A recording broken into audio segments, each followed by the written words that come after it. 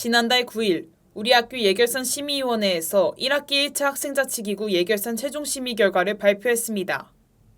이번 심의에서는 총학생회 및 단과대학을 비롯한 자치기구를 대상으로 회계관리가 적절하게 이뤄지고 있는지에 대한 검토를 진행했습니다.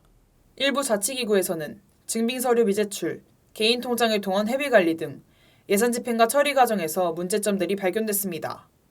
특히 간호대학 학생회에서는 집행내역서 금액 오기 1건을 포함한 총 9건의 기재 오류가 확인됐으며 미천부 영수증은 29건 등 전반적인 심의 자료가 기준에 적합하지 않아 반복적으로 수정된 정황도 나타났습니다.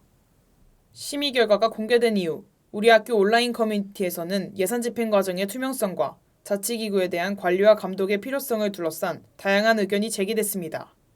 특히 향후 유사 사례에 대한 대응 방안과 예결선 심의위원회의 징계권 부여 필요성에 대한 논의도 이어지고 있습니다.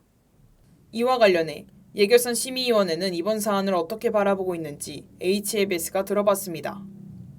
예결선 심의위원회는 징계권 부여와 관련한 하구 의견 조사에서 총 321명의 응답이 집계됐고 응답자의 89.7%가 찬성했으며 시행수칙을 어긴 잘못들은 자치기구 측에서 책임져야 한다는 의견들이 줄을 이뤘다고 전했습니다. 하지만 반대 측의 의견들 중 징계권에 대한 우려 역시 있다고 밝혔습니다. 또한 최근 3년 동안 예결선 시행수칙은 예비통장 외에 바뀐 적이 없으며 매년 기준안과 간담회 진행이 같은 방식이기 때문에 올해는 심의자료 가이드 제작과 변경된 기준안을 새롭게 제시하는 방안을 선택했습니다.